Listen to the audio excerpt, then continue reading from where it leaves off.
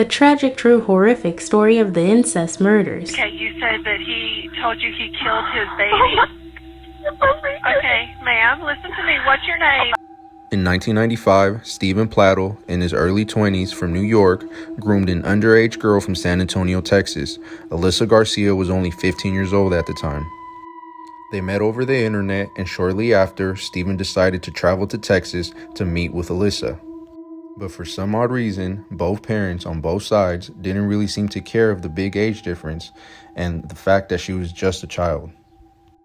2 years later, Alyssa became pregnant with Stephen's baby, and on January 1998, when Alyssa was just 17, she gave birth to a baby girl they named Denise.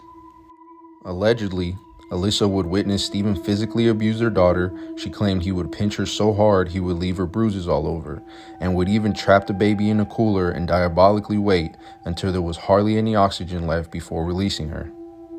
However, these were sadly just a few of the many ways that he would allegedly abuse the poor infant. When the baby was just 8 months old, Alyssa had enough and decided to give the baby up for adoption so that she can live and be happy. She was adopted by couple Anthony and Kelly Fusco. They renamed her Katie, and she moved to Dover, New York with them. When Katie was 18, she wanted to find her biological parents and did so on social media. She reached out to them via message where they were happy to hear from her and responded back.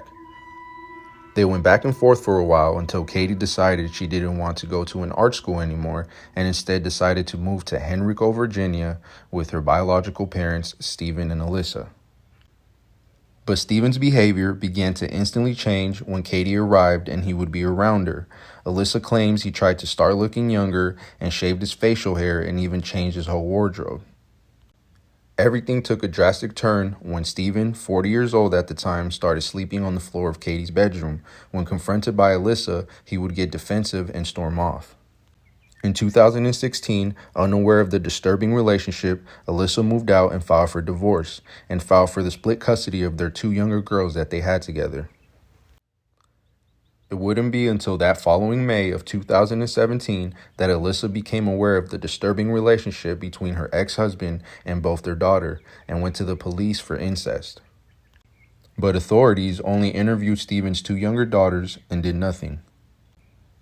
On July 20th, 2017, they got married in Parkton, Maryland, where it is illegal to marry a parent or a grandparent, so they lied about being related, and you can clearly tell that she was pregnant already.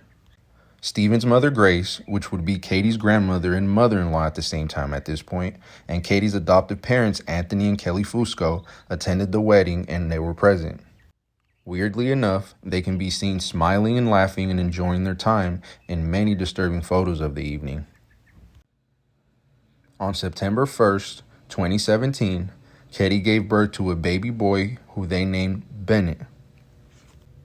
But that did not last long. Just 4 months later, on January 2018, Stephen and Katie were both arrested for incest, adultery, and contributing to delinquency. Stephen posted bail and was ordered to keep from contact with Katie, but wasn't denied access to his son. The baby was placed under the care of Stephen's mother, Grace, which was a horrible idea.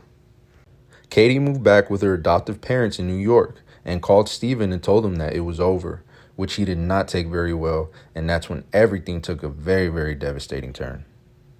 On April 11th, 2018, Stephen went to his mother's house to pick up his baby son Bennett, telling her he was going to take the baby with him to New York to see Katie.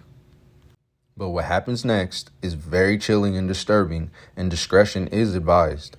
Stephen took the baby to his home in Knightdale, North Carolina, where he strangled the baby to death and left him dead in a closet, and that was just the beginning of his rampage. He then proceeded to drive 600 miles through the night to New York.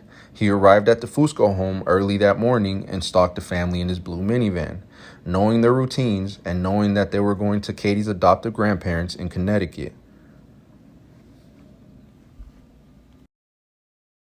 When the Fuscos finally hit the road and left their driveway, Stephen followed right behind them. And when the Fusco's Toyota truck came to its first full stop, Stephen wasted no time and unloaded his gun at the Fusco car, instantly killed Mr. Anthony Fusco and poor Katie.